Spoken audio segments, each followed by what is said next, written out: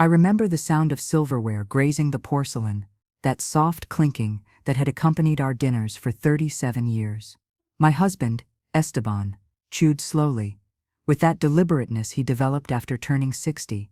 My son, Sebastian, barely touched his food. He had lost so much weight in recent months. The dining room light fell over us like a golden veil. The green velvet curtains I had chosen myself a decade ago filtered the darkness outside. Outside it was raining. I could hear the drops pattering against the windows, a rhythmic sound that had always seemed comforting to me. But that night there was something different in the air. Something I couldn't name. "More wine, Mom?" asked Sebastian, extending his hand toward the bottle. "No, son, I've had enough already," I replied, covering my glass with my hand. I saw how his fingers tensed around the bottle's neck, just for a second, a gesture so small that anyone would have overlooked it. But I'm his mother. I've known every one of his expressions since he was a baby. I know the imperceptible tremor of his lips when he's nervous, the way his eyes flee to the left when he's hiding something. Esteban coughed, a dry cough that had been accompanying him for weeks. "You should see a doctor," I told him, like every night. "I'm fine, Mariana. It's just the change of season." His voice sounded tired. Or maybe it was I who was tired of hearing the same answer. I brought the napkin to my lips and looked at my plate. The risotto had grown cold. Carmela, our housekeeper, had put so much care into preparing it. She'd been with us for 22 years. 22 years watching Sebastian grow, watching the gray hairs appear at Esteban's temples, watching wrinkles settle on my face like permanent guests. "Are you feeling all right?" asked Esteban, looking at me over his glasses. "Yes, why?" "You're very quiet." Sebastian looked up for the first time during the entire dinner. His eyes, so similar to mine when I was young, studied me with an intensity that made me uncomfortable. "I'm just thinking," I murmured. The truth was, I felt strange, a diffuse sensation in my stomach, as if something were slightly out of place, but I couldn't identify what. I looked at my wine glass. The dark red liquid gleamed under the light of the chandelier. I had barely drunk half. "Well," said Esteban, folding his napkin with military precision, "I'm finished." He stood up. The movement was abrupt, almost clumsy. It wasn't like him. Esteban had always been a man of measured, elegant gestures, but that night there was something in his hurry that disturbed me. "You're leaving already?" I asked, unable to hide the surprise in my voice. "I have pending work in the study, but it's barely 9 o'clock. It's important, Mariana." Sebastian also stood up. As if they had received an invisible signal, the two men in my life rose simultaneously, leaving me alone in my chair. "I must go too," said Sebastian, avoiding my gaze. "I have to review some documents." "What documents? I thought today was your day off." "Something came up. Something from work. Something from work. Always something from work." My son worked in his father's company, in that glass building downtown where I had never really been welcome. "Men's business," Esteban used to say with a condescending smile every time I asked about the business. I watched them leave. First Esteban, with his blue shirt perfectly ironed by Carmela, his shiny shoes reflecting the light. Then Sebastian, younger but walking with the same determination, the same urgency to get away from the table, to get away from me. I was left alone. The dining room suddenly seemed enormous to me. The walls with their antique paintings, the family photographs in silver frames, the mahogany sideboard where we kept Esteban's grandmother's china, everything looked at me with a familiarity that suddenly felt alien. I breathed deeply. The air smelled of fresh herbs, of the rosemary Carmela had used in the risotto. I brought my hand to my chest. My heart was beating faster than normal. Was it anxiety? Sadness? I couldn't distinguish. It was then that I heard her footsteps. Carmela entered from the kitchen with her silent gait. She wore her white apron, the same one she always used, with small flowers embroidered on the pocket. Her brown face was tense.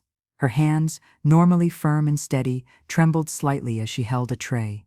"Would you like more water, Señora Mariana?"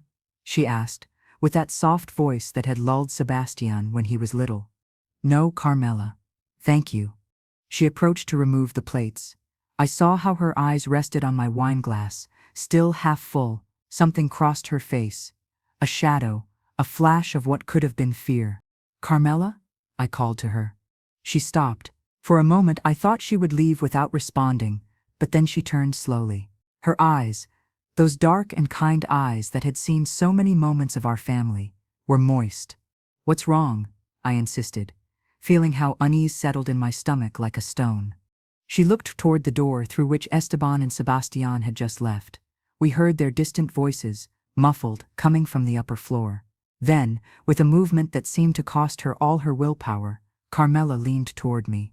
Her warm breath grazed my ear.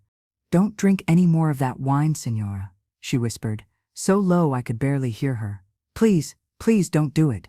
I froze. The words floated in the air like smoke, without form but impossible to ignore. My hand, which had been playing distractedly with the stem of the glass, remained motionless. "What?" I managed to articulate, turning my face toward her. But Carmela had already straightened up. Her face was pale, paler than I had ever seen her. A tear rolled down her cheek, leaving a shiny trail. "Carmela, what are you saying? What's wrong with the wine?" She shook her head, pressing her lips together. Her hands trembled so much that the plates on the tray clinked. She began, but her voice broke. "Tell me," I demanded, standing up so quickly that my chair wobbled. "Tell me what's happening." We looked at each other. In her eyes I saw something that froze my blood. It was more than fear, it was terror. And something more, guilt, an overwhelming guilt that seemed to destroy her from within. "Señor Esteban and Señor Sebastian," she started, but stopped again, choking on her own words. "What about them?" "I saw something. This afternoon, when I was preparing dinner." My heart began to beat so hard I could feel it in my ears. A dull rumbling that drowned out everything else. "What did you see, Carmela?" She closed her eyes. The tears flowed freely now, soaking her apron. "I saw Señor Sebastian. He came into the kitchen when I had stepped out for a moment. He didn't know I was there. In the pantry. I saw him put something in the wine bottle. In your wine, Señora. Only in yours." The world tilted. Carmela's words resonated in my mind, but I couldn't process them. They made no sense. They were sounds without meaning, syllables that refused to form a coherent reality. "What?" I repeated, but my voice sounded as if it came from far away. "I thought maybe I was wrong, that I had seen wrong. But then, during dinner, I saw how he insisted you drink, and Señor Esteban, he knew. I could see it in his eyes. They both knew." "No," I whispered. "No, that can't be. Señora Mariana, please, you have to believe me. I would never lie to you. Never. You're like my sister, like my family." I grabbed the back of the chair. My knees were trembling. The dining room spun slowly around me, the walls undulating as if they were made of water. "What was it?" I managed to ask. "What did he put in the wine?" "I don't know. It was a white powder. He took it from a small envelope. He poured it quickly, looking toward the door to make sure no one was coming." I looked at my glass. The wine gleamed innocently. I had drunk almost half. My stomach contracted. I felt nauseous, but I didn't know if it was from the substance or from the revelation. "How much did I drink?" I asked, hearing the panic in my own voice. "I don't know, Señora, but don't drink any more, please." My thoughts raced, stumbling over each other. Esteban, Sebastian, my husband, my son, the men I loved more than anything in this world. The men for whom I had dedicated every day of my life for decades. "You have to call someone," Carmela insisted, taking my hand in hers. "The police, a doctor, someone." "No," I responded automatically. "No, there must be an explanation. It must be a misunderstanding. Señora Mariana, please. It must be a mistake." I screamed, surprised by the violence in my own voice. My son wouldn't do that. My husband wouldn't. They wouldn't. But even as I spoke the words, images began to invade my mind. Sebastian avoiding my gaze during dinner, Esteban coughing, nervous, the two of them standing up so quickly, so anxious to leave. Sebastian's insistence that I drink more wine. "More wine, Mom?" His voice resonated in my memory, now tinged with a sinister meaning. "It can't be," I murmured, but it no longer sounded convincing even to myself. Carmela squeezed my hand. I didn't want to tell you anything. I didn't want to destroy your family, but I couldn't stay silent and let them hurt you. You've been too good to me, too generous. I looked at her really for the first time that night. Carmela, with her face furrowed by the wrinkles of 55 years of life. Carmela, who had raised Sebastian almost as much as I had. Carmela, who had ironed Esteban's shirts, who had prepared thousands of dinners, who had cleaned this house until it gleamed, who had been there for every birthday, every Christmas, every important moment. She wouldn't lie. Deep in my being I knew it. Carmela wasn't making this up. She wasn't confused. She wasn't exaggerating. My son had tried to poison me. The thought fell on me like an unbearable weight, crushing me, robbing me of air. Why? I whispered. Why would they do something like this? Carmela shook her head. I don't know, Signora. But you must protect yourself. Protect myself. From my own family? The idea was so absurd, so impossible, that it almost made me laugh. A hysterical laugh that bubbled in my throat, threatening to escape. I have to talk to them, I said suddenly, pulling away from her hand. There has to be an explanation. I'm going to ask them, and they'll explain everything to me. No, Carmela grabbed my arm with surprising strength. No, Signora, you can't do that. If they planned this, it could be dangerous. They're my family, Carmela. Precisely because of that. We stared at each other. In her eyes I saw everything she didn't dare say. That family can be the most dangerous place in the world. That love can turn into poison. That the people who know you best are the ones who know best how to destroy you. I'll call the police, I said finally. Though each word tore at me. I'll call right now. Carmela nodded, relieved. I'll make the call, Signora. You sit down. You look very pale. She was right. My legs could barely support me. I sat back down in my chair. That chair where I had dined thousands of times and looked at my untouched plate. The risotto had become a cold, lifeless mass. How many dinners? How many shared meals? How many banal conversations about work, the weather, plans for the weekend, and all that time? What were they really thinking? When was this plan conceived? When did my son begin to see me as an obstacle to eliminate? I heard Carmela's voice in the hallway, speaking in urgent whispers on the phone. The words arrived fragmented, broken. Yes, an emergency, possible poisoning. Please, come quickly. Poisoning. The word sounded unreal, like something from a suspense movie or a mystery novel. It wasn't a word that should apply to my life, to my family. I closed my eyes. Images of Sebastian as a child flooded my mind. Sebastian at 3 years old, clinging to my leg on his first day of kindergarten. Sebastian at 7, proudly showing me his first prize at school. Sebastian as a teenager, tall and gangly, seeking my advice about girls. Sebastian as an adult, hugging me on my birthday, telling me I love you, Mom, with that smile that melted my heart. How could that same child, that same man, have put poison in my glass? They're coming, announced Carmela, returning to the dining room. They said they'll be here in 10 minutes. 10 minutes. How could time be measured in minutes when my entire life had just collapsed? And now what? I asked, my voice barely a thread. Now we wait, and you don't move from here. Don't go upstairs, don't talk to them until the police arrive. I nodded mechanically. But my mind was already traveling through the hallways of the house, climbing the stairs, imagining Esteban in his study, Sebastian in his old room. What would they be doing now?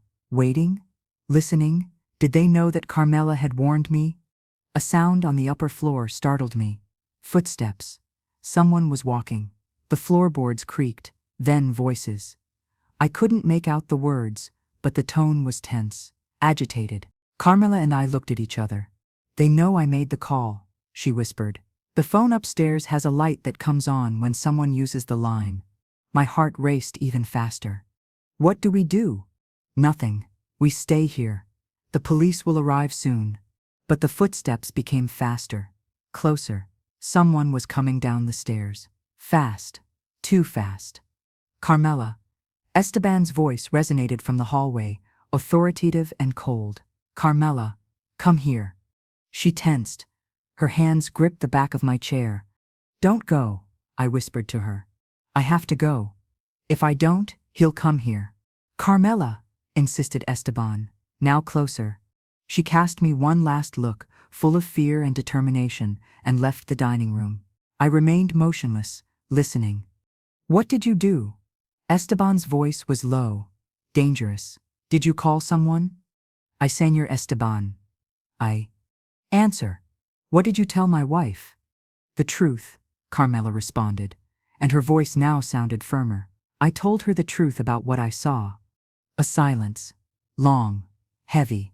Stupid, hissed Esteban. Stupid meddler. Do you know what you've done? I saved her life. That's what I did.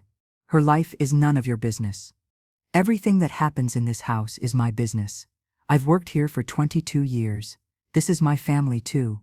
You're not family, Esteban's voice dripped with contempt. You're an employee, and you're fired. It doesn't matter anymore, Carmela responded. I already called the police. They'll be here any moment. Another silence. This one more terrifying than the previous one. Sebastian, called Esteban. Come down now. More footsteps. Faster. Sebastian coming down the stairs 2 at a time, their voices mixed, an urgent murmur I couldn't decipher. Then nothing. I stood up. My legs trembled, but I managed to walk to the threshold of the dining room. From there I could see part of the hallway. Esteban and Sebastian had their backs to me, forming a barrier between Carmela and the exit. She was cornered against the wall, her white apron gleaming under the dim light of the hallway. We can fix this, Sebastian was saying, his voice hoarse. We can explain to Mom, tell her it was a misunderstanding. It's too late for that, Carmela responded, raising her chin. She knows everything now. Everything? Asked Esteban. What is everything exactly? What do you think you know? I know that you tried to poison Señora Mariana. I know that Señor Sebastián put something in her wine, and I know that you knew Señor Esteban. I saw you look at each other during dinner. I saw how you both stood up together, so quickly, as if you wanted to get away before something happened. You have no proof of anything, said Sebastian, but his voice sounded desperate. I have eyes, I have a conscience, and I have the glass with the wine. The police will be able to analyze it. It was then that Esteban turned. His eyes found mine. In his face I saw something I had never seen before, or maybe it had always been there, and I simply hadn't wanted to see it. Coldness, calculation, and something that could have been hatred. Mariana, he said, and his voice was like ice. This isn't what it seems. It's not? I managed to articulate. Then what is it, Esteban? Explain it to me. Please, explain to me how my son putting something in my wine can be anything but what it seems. He took a step toward me. Instinctively I stepped back. Don't be afraid of me, he said, and there was something hurt in his tone. I'm your husband. How can you be afraid of me? You're my husband who was willing to watch me die, I responded, and the words came out stronger than I expected. You're my husband who, instead of stopping our son, decided to be an accomplice. So yes, Esteban, I'm afraid of you. Mom, Sebastian intervened, approaching as well. Mom, please, let me explain. Don't come near me, I warned, raising a hand. Don't you dare come near me. His face contorted. For a moment, just for a moment, I saw the child he had been, the frightened child who ran into my arms after a nightmare. But that child had grown up and had become someone capable of horrible things. You don't understand, said Sebastian, and now there were tears in his eyes. I had to do it. I had to. You had to murder your mother? I interrupted. That was your obligation? I wasn't going to kill you, he shouted suddenly, his voice breaking. Just make you sleep deeply, so you wouldn't suffer. Not suffer? Not suffer what? Esteban put a hand on Sebastian's shoulder, as if warning him to be quiet, but it was too late. The words had already begun to flow. The company is bankrupt, said Sebastian, the words falling like stones. Dad lost everything. Bad investments, debts, we're ruined. And the life insurance, your life insurance, is the only thing that can save us. The world stopped. Life insurance. Of course, there was insurance. A big one. Esteban had insisted on taking it out years ago when Sebastian was born. To protect the family, he had said. $1 million. Maybe more. I didn't remember exactly. I had never thought of it as something real. It was just a paper, a policy that someday in a distant future might mean something. But for them, it meant salvation. And I had to die so they could collect it. It wasn't going to be suicide, Sebastian continued, as if explaining the details could somehow make everything okay. It was going to look natural. A heart attack. You always say you feel tired, that your heart beats fast. No one would suspect. And you wouldn't have suffered. You would have gone to sleep, and that's it. Peacefully. Peacefully? I repeated, unable to believe what I was hearing. You thought dying poisoned by my own son would be peaceful? You don't understand, he shouted. We lose everything. The house, the company, everything. We'll be on the street, and you already lived your life. You had your time, but I'm still young. How am I going to start over with nothing? His words resonated in the hallway. Carmela stifled a sob. I simply looked at him, at this man who had grown in my womb, who had nursed from my breast, whom I had taught to walk, to talk, to be a human being. And I realized I had failed. And you? I asked, turning to Esteban. What's your excuse? He didn't respond immediately. He simply looked at me with those gray eyes that had once seemed beautiful to me. Now I only saw emptiness in them. There's no excuse, he said finally. Only necessity. Necessity? The necessity to kill me? The necessity to survive, to give our son a chance. Mariana, you don't understand what the world is like out there. How cruel, how ruthless. Without money, without resources, Sebastian wouldn't have any chance. Then work, I said, feeling how rage began to replace shock. Find jobs, rebuild, like everyone else does. Esteban laughed. A bitter laugh without humor. Work, like you never had to do. Like you never got your hands dirty because I took care of everything? Are you blaming me? Incredulity choked me. Are you blaming me because I dedicated myself to our family while you mismanaged the business? I'm telling you that your death would solve everything. It would be quick, painless, and we could all move forward. Everyone except me, who would be dead. You were going to die anyway, Sebastian intervened. Eventually, everyone dies. We were just accelerating the inevitable. I looked at both of them, my husband and my son, standing together, united in their conspiracy, and I realized something devastating. There was no remorse in their eyes, only frustration. Frustration because their plan had been discovered. The sound of sirens in the distance broke the silence.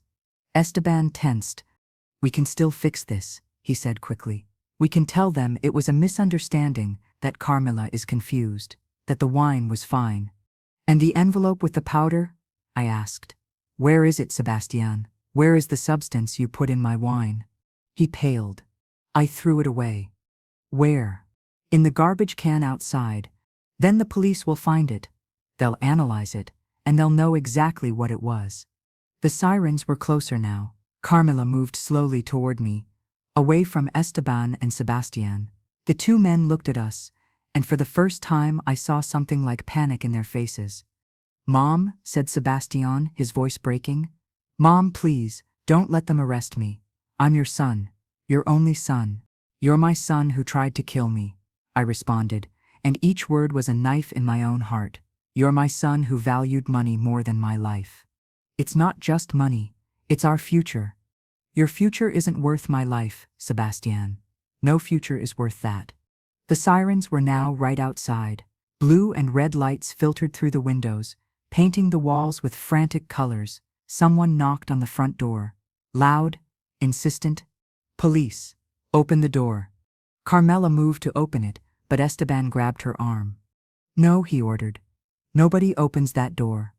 Let me go, said Carmela, trying to free herself. I said no. Let her go, I screamed, advancing toward them. But Esteban ignored me. His face had changed. He was no longer the calm, controlled man I knew. There was something wild in his eyes now. Something desperate.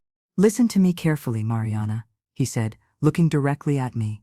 If you open that door, if you let the police in, our family is over. Do you understand? Everything we've worked for, everything we've built, will be destroyed. Is that what you want? Our family is already over, I responded, feeling how the tears finally began to flow. It ended the moment you decided my life was worth less than your bank account. The knocking on the door became more insistent. Police, open immediately, or we'll break down the door. Sebastian began to walk backward, toward the stairs. His eyes went from the door to his father, then to me, like a cornered animal looking for an escape. No, I said, reading his intentions. You're not going to run, Sebastian. Not this time. Mom, I don't want to go to prison. Please. You should have thought of that before. I took a step toward the front door, but Esteban moved to block my way. His hand extended and grabbed my arm with force, a force he had never used with me before. I'm warning you, Mariana. Don't open that door. Or what? I challenged him, looking directly into his eyes. Are you going to kill me right here, in front of the police? His fingers dug more deeply into my arm. I saw something dark cross his face, something that made me realize how little I really knew the man with whom I had shared 37 years of my life. Let her go, Carmela ordered, her voice trembling but firm. Let her go now. Shut up. Esteban spat without looking at her. This is your fault. If you hadn't stuck your nose where it doesn't belong, my fault. Carmela raised her voice, something I had never heard her do. Is it my fault to save the life of a good woman? A woman who has treated me with more respect and affection than you ever gave her? Esteban finally looked at her, and in his expression there was such deep contempt that it made me shudder. You're nothing in this house. Nothing. Just another piece of furniture we move around when it suits us. Enough, I screamed, feeling how something inside me broke definitively. Don't you dare talk to her like that. Carmela has been more family to me than you have been all these years. Family? Esteban looked at me as if I had said something absurd. You call her family? She's an employee. Mariana. A servant. Have you been so lonely that you confuse the help with your family? His words fell like acid, but what hurt most was realizing he was right about something. I had been lonely, terribly lonely. In this huge house, surrounded by luxuries, with a husband who spent more time in his office than with me, with a son who barely spoke to me, except when he needed something. Carmela had been the only constant presence, the only one who asked how I really felt, the only one who noticed when I was sad. A violent crash shook the house. The police had begun to break down the door. Last warning, shouted a male voice from outside. Open or we'll enter by force. Sebastian was now halfway up the stairs, paralyzed. His eyes went from his father to me, waiting for instructions, waiting for someone to tell him what to do. He had always been like that, always dependent, always needing others to make decisions for him. Come down from there, I ordered. Come down now and face what you did. I can't, he whispered. I can't go to jail, Mom. I wouldn't survive there. Maybe you should have thought about that before. I didn't plan it alone, he suddenly shouted, pointing at his father. It was his idea. He told me to do it. He convinced me. Esteban turned to his son, his eyes blazing with fury. Shut up, he hissed. Close your mouth right now. No, I'm not taking this alone. Sebastian's words came out rushed, desperate. You were the one who asked me. 3 weeks ago, you called me to your office and told me we were ruined, that there was no other way out, that Mom had that life insurance and that it would be the perfect solution. Sebastian, I'm warning you. You told me you'd get the poison, that I just had to put it in her glass during dinner, that it would be quick and painless. Those were your words. I looked at Esteban. His face had turned red, the veins in his neck protruding, but he didn't deny anything. He didn't say Sebastian was lying. He simply clenched his jaw, his silence a more eloquent confession than any words. Another blow shook the door. This time I heard the sound of splintering wood. 3 weeks, I repeated, feeling nauseous. You've been planning this for 3 weeks? Esteban finally let me go. He ran a hand through his hair, a gesture he used to make when he was stressed, but this time there was something more in his expression. Resignation, the resignation of someone who knows the game is over. We had no choice, he said, his voice now lower, almost reflective. The debts, the lenders, they were pressuring us. Threats, violence. We had 2 months, maybe 3, before they came to collect in ways you don't want to imagine. Then you should have told me, I responded, feeling how my voice broke. You should have told me. We could have found another solution together. What solution? He asked bitterly. Sell the house? This? He pointed around us. This house is mortgaged to the roof. It's worth less than what we owe. The cars, the jewels, everything.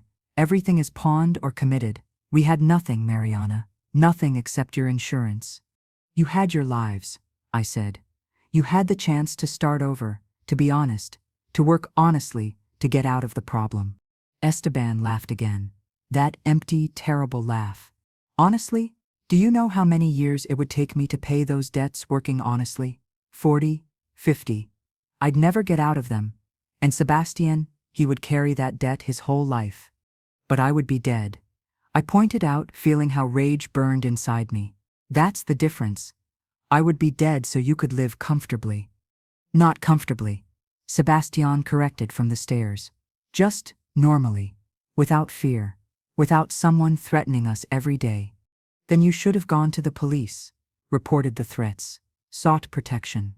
The police can't protect us from the kind of people Dad got involved with, Sebastian responded, and now his voice sounded empty, defeated. They're powerful people, dangerous people. The door finally gave way with a deafening crash. Splintered wood flew through the air. 4 police officers entered, with guns drawn, moving with military precision. Hands up. Everyone now. Carmela raised her hands immediately, trembling. I did the same, though I felt disconnected from my own body, as if I were watching everything from outside. Esteban raised his hands slowly, with an expression of calm that seemed rehearsed. Sebastian, on the other hand, froze on the stairs. You on the stairs, shouted one of the officers. Come down now with your hands where I can see them. I didn't do anything wrong, Sebastian stammered. Come down immediately. Sebastian began to descend, step by step, his hands trembling in the air. When he reached the bottom of the stairs, 2 officers approached quickly, turned him around and pressed him against the wall. The metallic sound of handcuffs closing resonated in the hallway. No, he screamed. No, Mom, do something. Tell them to stop. Another officer approached Esteban. You too, sir. Hands behind your back. Esteban didn't protest. He simply turned around, letting them handcuff him with disturbing calm. His eyes found mine as the officers read him his rights. This doesn't end here, Mariana, he said in a low voice. Remember that. A chill ran down my spine. A female officer with a severe appearance but kind eyes approached me. Señora Mariana Cortez.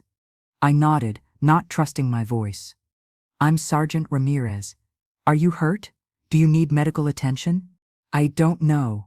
I drank part of the wine. Her expression became more serious. How much did you drink exactly? Like half the glass, maybe less. We need to take you to the hospital. Now, Officer Mendoza, call an ambulance. It's already on the way, Sergeant, responded one of the men from the door. Sergeant Ramirez turned to Carmela. Did you make the call? Yes, officer, Carmela responded, her voice barely a whisper. And you witnessed what happened? I saw Señor Sebastian put something in the señora's wine. This afternoon, while I was preparing dinner. We'll need your full statement. Where is the glass with the wine? In the dining room, Carmela pointed. I didn't touch it. It's exactly as Señora Mariana left it. 2 officers entered the dining room. I heard them moving, speaking in low voices, presumably photographing the scene and collecting evidence. Señora Cortez, Sergeant Ramirez continued. I need you to tell me exactly how you're feeling. Do you have nausea, dizziness, difficulty breathing? I analyzed my body. My heart was beating fast, but I didn't know if it was from the poison or from shock. My stomach was churning. My hands were trembling. I'm dizzy, I admitted. And my heart, it's beating very fast. That could be the poison, or it could be adrenaline. Either way, you need to be examined. The ambulance should be here any moment. I looked toward where they had Esteban and Sebastian. My husband watched me with an inscrutable expression. My son cried openly, his face against the wall, his shoulders shaking with sobs. "Mom," he called between tears. "Mom, I'm sorry. I'm so sorry. Please, forgive me, please." Something inside me tore when I heard his voice. Despite everything, despite what he had done, he was still my son, the creature that had grown in my womb, the baby I had held against my chest, the child I had comforted after every nightmare. But he was also the man who had put poison in my glass. "I can't," I whispered. "I can't forgive you. Not now." Sebastian sobbed louder. The officers began to escort him toward the door. He resisted, trying to turn to look at me. "Mom, please, don't let them take me. I beg you." "Sir, you need to calm down," warned one of the officers. "Mom." His voice broke on that last cry, and something in my heart shattered. I saw the 5-year-old boy who used to run into my arms. I saw the teenager who hugged me when his father and I had our first big fight. I saw all the good moments, all the happy memories, and they mixed with the image of him leaning over my wine glass, pouring poison. The officers took him out. His screams faded as they took him away. Then they escorted Esteban. He didn't scream, he didn't protest. He just looked at me one last time before leaving, and in his eyes I saw something that could have been regret, or maybe it was just frustration at being discovered. When they left, silence fell over the house like a heavy blanket. Carmela approached me and took my hand. "Are you all right, Señora?" "No," I answered honestly. "No, I'm not all right." The sirens of an ambulance filled the air. More lights, more movement, more uniformed people. Entering my house, paramedics with cases and professional expressions. They asked me questions. They took my vital signs. They put in an IV. "We have to take her to the hospital," said one of them, a young man with an accent from the interior. "We need to analyze her blood, see what substance she ingested, and if she requires specific treatment." I nodded mechanically. "Can she come with me?" I asked, pointing to Carmela. "Of course, Señora. Your relative can accompany you." "She's not my relative," I corrected, squeezing Carmela's hand. "She's my family." Carmela began to cry silently, squeezing my hand tightly. They put me on a stretcher. The ceiling of my house passed over me as they carried me outside. The moldings I had carefully chosen years ago, the chandelier that had belonged to Esteban's mother, the photographs on the walls, weddings, birthdays, moments that once seemed perfect. When did everything begin to rot? When did love turn into resentment? When did family transform into a business transaction where my life had a price? Outside, the night was cold. The rain had stopped, leaving the air humid and heavy. The patrol car lights painted everything blue and red. Curious neighbors peeked from their yards, whispering among themselves, their faces illuminated by the light of their cell phones as they surely recorded the entire scene. Mrs. Cortez, they would think, the wife of the successful businessman, the woman who had everything. Look how she ends up. They put me in the ambulance. Carmela sat beside me, not letting go of my hand. The doors closed, blocking out the outside world. "How do you really feel?" asked Carmela, as the vehicle began to move. "Like my entire life has been a lie," I responded, feeling how tears finally began to flow freely. Like the last 37 years meant nothing. "Don't say that. They meant something. Your happy moments were real. Even if they weren't real in the end." "Were they happy?" I asked myself aloud. Or was I just blind? A little of both, perhaps. I looked at the ambulance ceiling. The fluorescent lights flickered slightly. "How long have you been noticing things?" I asked. Carmela sighed. "Months, maybe more."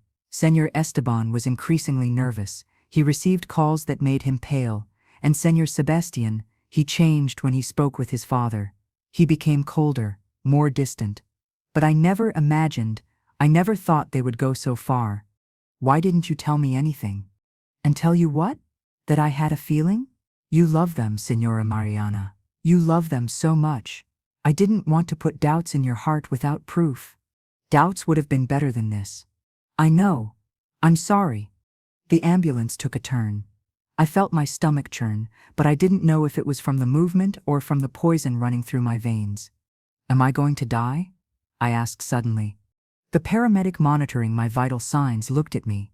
Not if I can help it, Signora. Your signs are stable for now. But we need to identify what substance you ingested to be able to treat you appropriately. Sebastian said it was to make me sleep, that it would be peaceful. If it was a sedative in high doses, it's manageable. If it was something else, he left the sentence unfinished. I closed my eyes. Images of baby Sebastian flooded my mind. His first cry, the first time he smiled at me, his first word, Mama. The sleepless nights when he was sick, rocking him, singing him lullabies until he fell asleep. The soccer games where I screamed his name from the stands, his graduation day, watching him walk with his cap and gown, feeling my heart burst with pride. How could that same child have decided I should die? I don't understand, I whispered. I don't understand how we got to this point. Money changes people, said Carmela softly. Or maybe it just reveals who they always were. Her words resonated in my mind. Had Esteban always been capable of this, or had circumstances pushed him beyond a limit he normally wouldn't have crossed? And Sebastian, had my sweet boy inherited that capacity to prioritize money over everything else?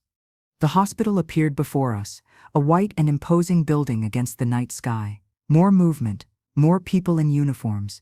They took me down from the ambulance and rushed me through automatic doors, through brightly lit hallways that smelled of disinfectant. Emergency room. More questions. More tests. Blood drawn. Fluids administered. Doctors looking at monitors, speaking in medical jargon I didn't understand. Carmela remained by my side, a constant presence amid the chaos. Senora Cortez, said an older doctor with glasses and a serious expression. I'm Dr. Fernandez. We're analyzing your blood right now. Can you tell me exactly how much of the wine you drank? I don't know for certain. Maybe half a glass, maybe less. And how long ago was that? I looked at the clock on the wall, 10:30 at night. Like 2 hours ago. Maybe a little more. The doctor nodded, taking notes. Have you experienced symptoms? Nausea, blurred vision, difficulty breathing? Dizziness. My heart beats fast. But I don't know if it's from the substance or from, I made a vague gesture, everything else. I understand. We're going to monitor you closely. If it was a sedative, as you suggest, the main symptoms would be drowsiness, disorientation, possible respiratory depression. For now, your vital signs are stable. That's good. Am I going to be all right? The doctor looked at me with kind but honest eyes. I can't guarantee it until we know what you ingested exactly. But the fact that you only drank a small amount and that we acted quickly works in your favor. We're going to administer activated charcoal to help absorb any remaining toxin in your system. I nodded, suddenly feeling exhausted. The weight of the night fell on me like a mountain. Can I rest? Soon. First we need you to take the activated charcoal and complete some more procedures. After that you can rest. But we'll keep you under observation tonight. A nurse brought a glass with a thick black liquid. I drank it, trying not to think about its gritty, unpleasant taste. Carmela held my hand the entire time. When they finished with the initial procedures, they moved me to a private room, small but clean, with a window overlooking a dark parking lot. They helped me change into a hospital gown and put me to bed. Carmela sat in the chair next to me. You should go home, I told her. Rest. I'm not going anywhere, she responded firmly. I'm staying here with you. Carmela? Don't argue, Senora Mariana. I've already spent enough time being a silent employee. Tonight I'm your friend, and friends don't leave. Her words made me cry again. I cried for everything, for the betrayal, for the lost love, for the family that turned out to be an illusion, for the years invested in people who in the end valued money more than my life. What am I going to do now? I asked. Between sobs, how do I move forward after this? One day at a time, Carmela responded. Like everyone who survives something terrible, but they're my family. They were your family. Now they're two men who betrayed you in the worst possible way. But they still are. Sebastian is still my son. Esteban is still my husband. I can't just erase them. No, Carmela agreed. You can't erase them, but you can decide what to do with that truth. You can decide if you give them power over your future or if you take that power for yourself. Her words were wise, but they hurt to implement. How do you choose against your own blood? How do you testify against your son? A soft knock on the door interrupted my thoughts. Sergeant Ramirez entered, with a serious expression. Senora Cortez, I'm sorry to bother you. I know it's been a terrible night, but I need to ask you some questions while everything is fresh in your memory. Go ahead, I said, straightening up a bit in the bed. The sergeant took out a small notebook. Can you tell me exactly what happened tonight? From the beginning. I recounted the entire story, the dinner, the strange behavior of Esteban and Sebastian, how they stood up together, Carmela's warning, the confrontation in the hallway, the confessions. The sergeant took notes meticulously. Your employee, Senora Carmela, says she saw your son put a substance in your glass. Did you see this directly? No, I was having dinner, but I trust Carmela completely. She wouldn't lie about something like this. Did your son or your husband confess directly? Yes, Sebastian said it was just to make me sleep, that they didn't want me to suffer. And Esteban admitted the company was bankrupt, that they had debts, that my life insurance was the only solution. The sergeant looked up from her notes. How much is that life insurance? $1 million, maybe more. I'd have to check the exact policy. And were you aware of your husband's financial difficulties? No, he never told me anything.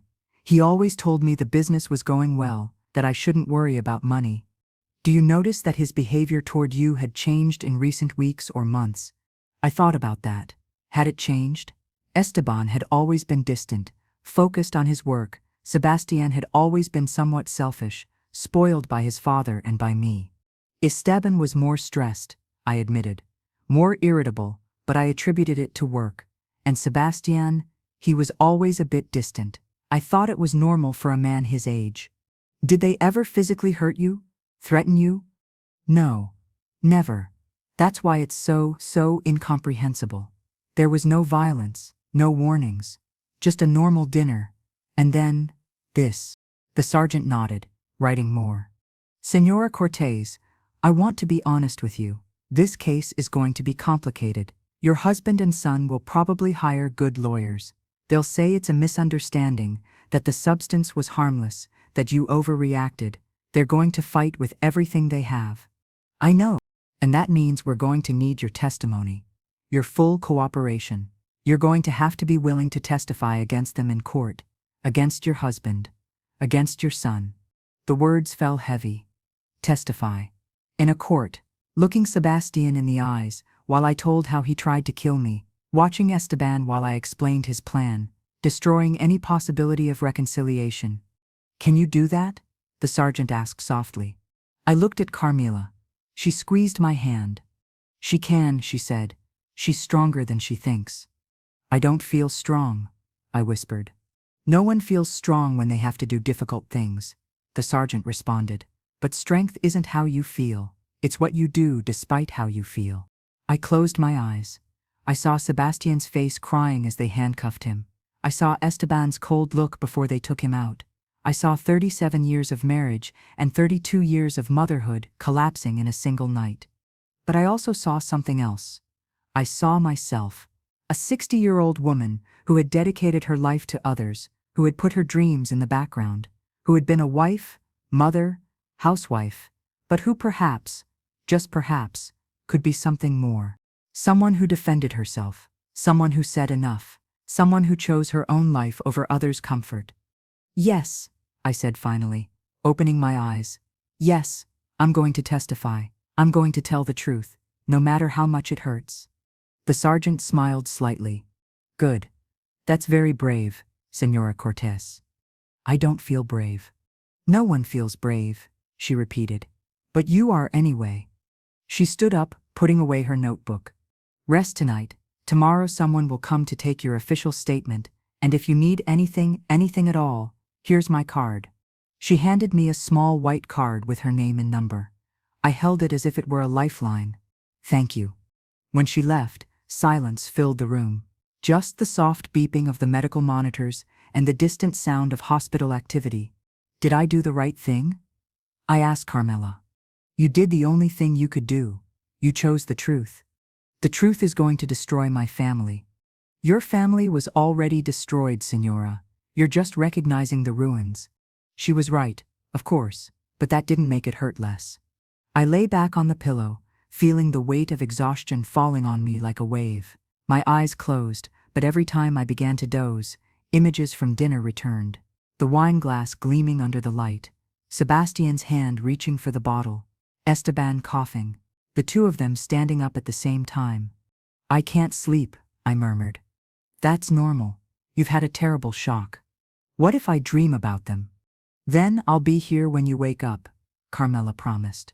You're not alone, Signora Mariana. You're not alone anymore. Her words comforted me more than I expected. I closed my eyes again, letting the darkness envelop me. I don't know how much time passed. Maybe minutes, maybe hours. Sleep came and went in waves interspersed with fragmented nightmares. I saw baby Sebastian in my arms, but when I looked at him, he had adult eyes, cold eyes, calculating. I saw Esteban on our wedding day, smiling, but his smile transformed into something cruel. I woke up startled when the door to the room opened abruptly.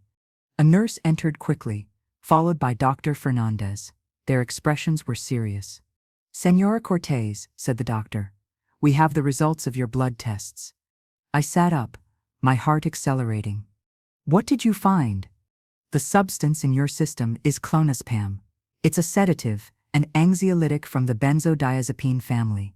In normal doses, it's used to treat anxiety and seizures. In high doses, he paused. It can cause deep sedation, respiratory depression, and potentially death. How much did they give me? From the concentration in your blood, we estimate there was enough in that wine for a lethal dose. If you had drunk the entire glass, he left the sentence unfinished. He didn't need to finish it. If I had drunk the entire glass, I would be dead, or in a coma, or with irreversible brain damage. Carmela stifled a sob. But I only drank half, I said, my voice trembling. What does that mean? It means you were very lucky. The dose you ingested is enough to cause sedation, but with the treatment we've administered, you should eliminate it from your system without permanent effects. We're going to keep you under observation for 24 hours, but the prognosis is good. I breathed deeply, feeling how relief mixed with horror. Sebastian had really tried to kill me. It wasn't just to make me sleep, as he had said. It was a lethal dose. Does the police know this? I asked. We're sending them the report right now, the doctor responded. This changes the nature of the charges. This is no longer just attempted poisoning. This is premeditated attempted murder. Attempted murder. The words resonated in my ears. My son had tried to murder me. Can I be alone for a moment? I asked. The doctor nodded understandingly. Of course, if you need anything, press the button next to your bed. I'll be nearby. They left, leaving me with Carmela. She looked at me with eyes full of tears. They almost succeeded, I whispered.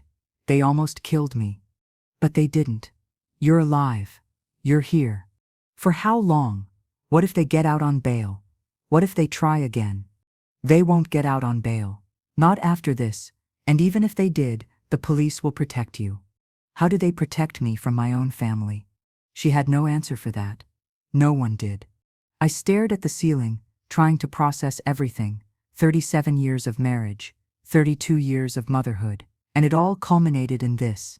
In a hospital room, connected to monitors, after my husband and son tried to murder me for money. At what point had everything broken, or had it always been broken, and I simply didn't want to see it? I remembered moments, small moments I had ignored or rationalized.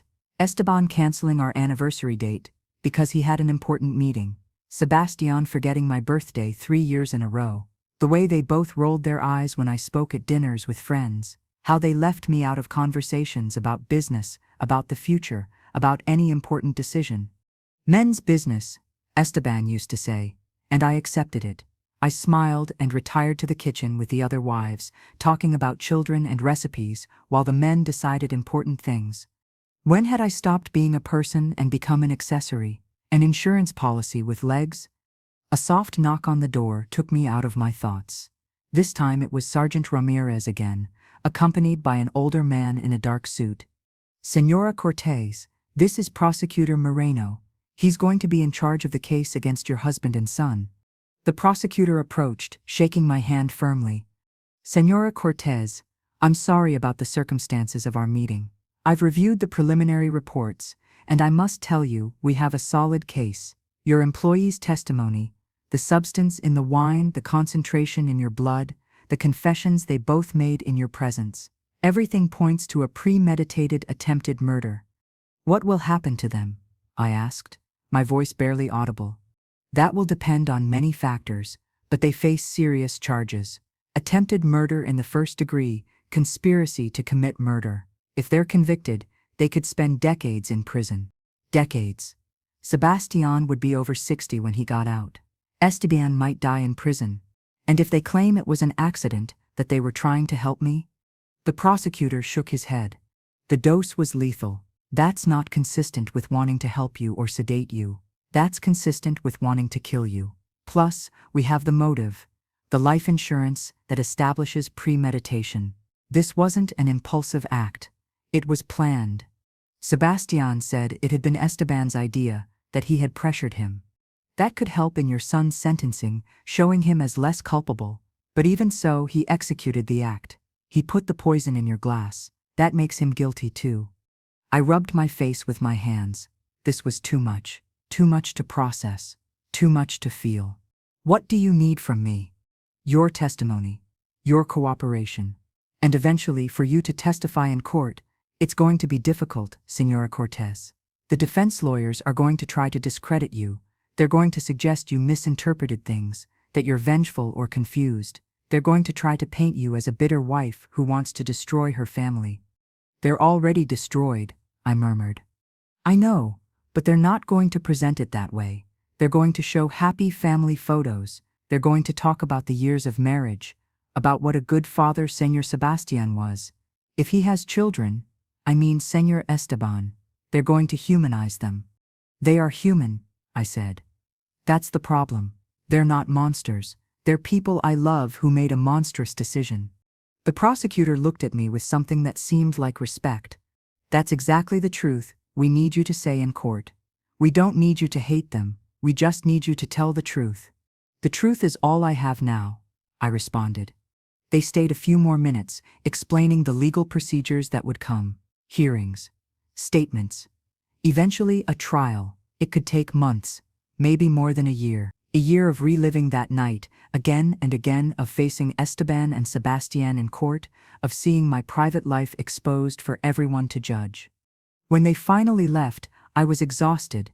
Carmela had fallen asleep in the chair, her head tilted at an uncomfortable angle. I looked at her fondly. This woman, who had no obligation to risk her job, her safety to save me, who had been more loyal than my own blood.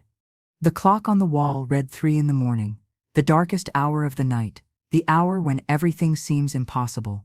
I closed my eyes again, seeking sleep. This time it came more easily, pulling me down like a gentle current. I dreamed of Sebastian as a child. We were at the park. He ran ahead with his clumsy legs, laughing. He yelled at me to catch him. "Faster, Mom, faster," and I ran. Always a step behind, always chasing him, never really catching him. In the dream, when I finally caught him and took him in my arms, he became heavy, so heavy I couldn't hold him. He slipped from my hands while I screamed, trying to hold him, but he kept falling, until he disappeared into the darkness. I woke up startled, with tears on my cheeks. The gray light of dawn filtered through the window. Carmela was awake, looking at me with concern. "You had a nightmare." "All my nights will be nightmares now," I said. "No, not forever. Time helps." "Did it help you?" I asked suddenly. "You lost your husband how many years ago?" 6? 6. And yes, it helped. It's not that it stops hurting, but it hurts differently. It hurts in a way you can carry. I don't know if I can carry this. You can, because you have no choice. Life doesn't stop because our hearts are broken. She was right, of course. Life would continue. The sun would keep rising, people would continue with their routines. The world would turn without caring that mine had shattered. A nurse entered with breakfast, watery coffee, toast, fruit. I had no appetite, but Carmela insisted I eat something. You need strength for what's coming. And what's coming? I asked, biting a piece of toast without enthusiasm. First, healing. Then, rebuilding. And eventually, living again. Living, I repeated, as if it were a strange concept. How do you live after something like this? One step at a time. One day at a time. Sometimes, 1 minute at a time. I finished eating mechanically. Then came more doctors, more checkups, more questions.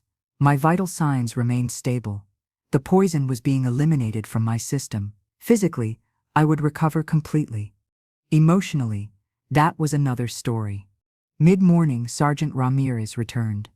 I have news, she said, sitting on the edge of my bed. Your husband and son were formally charged this morning. Attempted murder in the first degree. The judge denied bail, considering them a danger to you and to the community. I felt relief and sadness at the same time. They were locked up. They couldn't hurt me. But they were also locked up, in cells, like criminals. Because that's what they were now, criminals. How are they? I asked, unable to contain myself. The sergeant looked at me with understanding. Your son is devastated. He's been crying almost non-stop. Your husband is calmer. He already contacted a lawyer. Of course he did. Esteban was always the pragmatic one, always the one with a plan. Can I see them? I wouldn't recommend that, the sergeant said carefully. At least not now. You need time to process everything.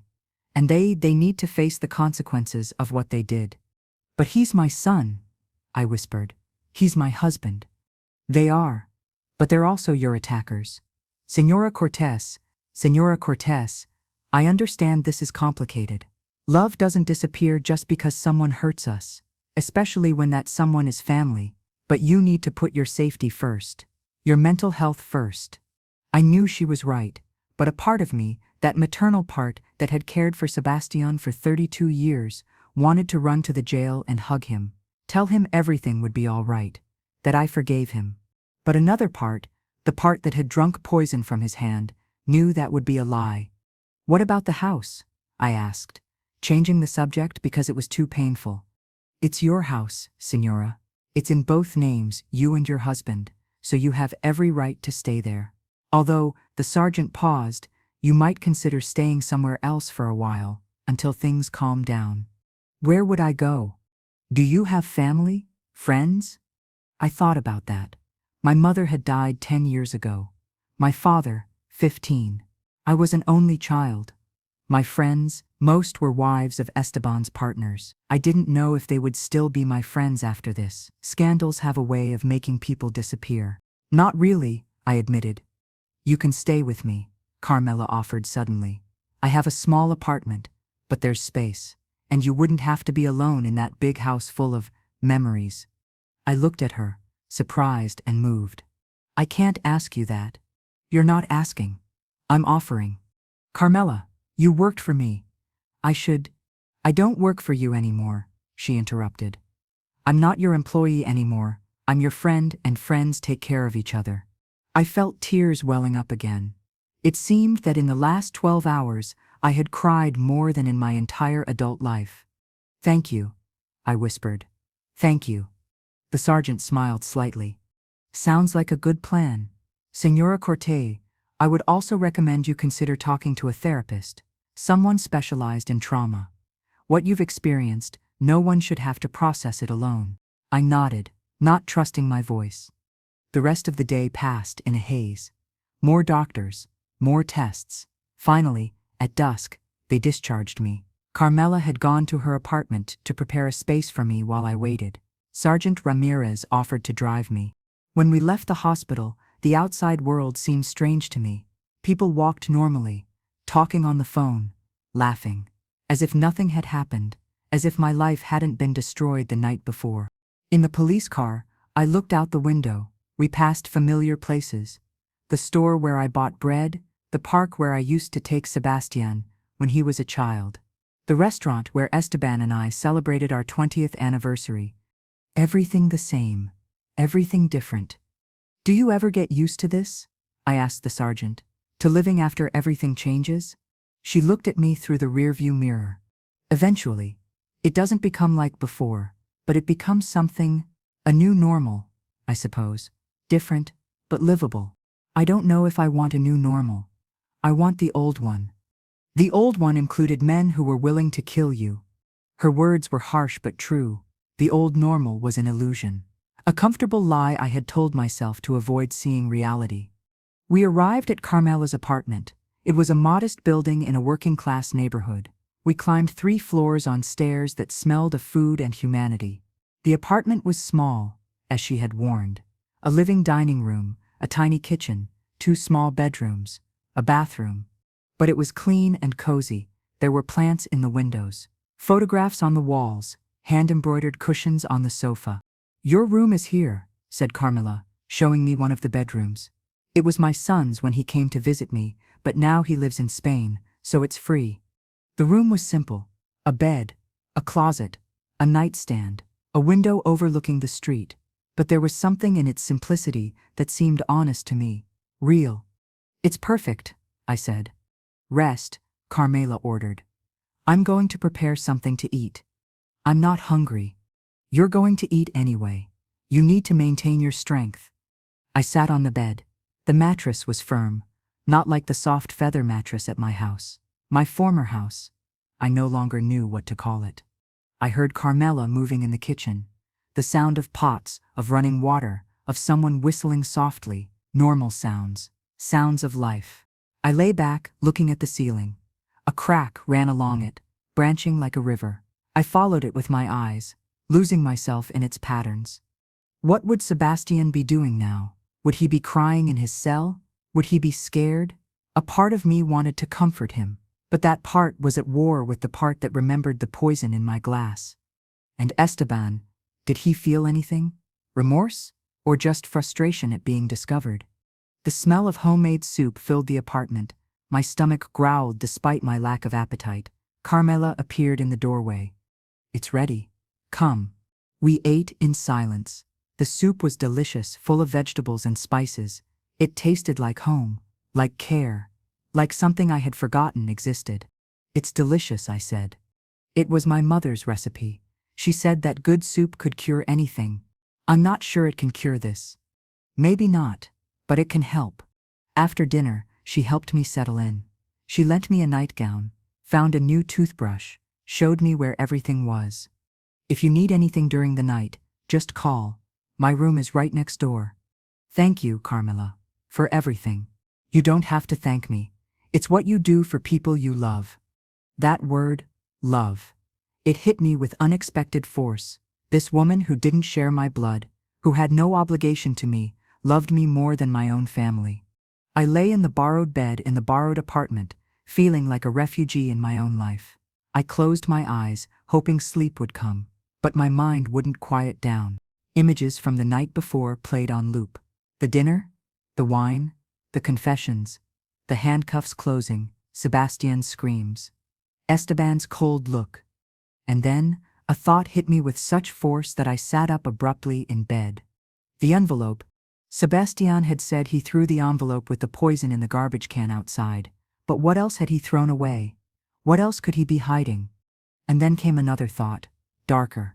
Esteban had said they had debts. Debts with dangerous people. What would happen when those people discovered the plan had failed? That there would be no insurance money? Would they come for me anyway? Fear flooded me, cold and sharp. I got up, walking to the living room where Carmela was watching television. "Señora Mariana, are you all right?" "The debts," I said, my voice trembling. "Esteban said they had debts with dangerous people. What if those people come for me?" Carmela turned off the television, standing up quickly. "Sit down, breathe. You can't understand. If Esteban owed money to truly dangerous people, then the police need to know. We'll call Sergeant Ramirez right now. What if it's already too late? What if they already know where I am? No one knows you're here except the police. You're safe." But I didn't feel safe. I felt exposed, vulnerable, as if the walls were made of paper and anyone could break through them. Carmela dialed Sergeant Ramirez's number. She spoke in a low voice, explaining my concerns. Then she handed me the phone. Senora Cortez.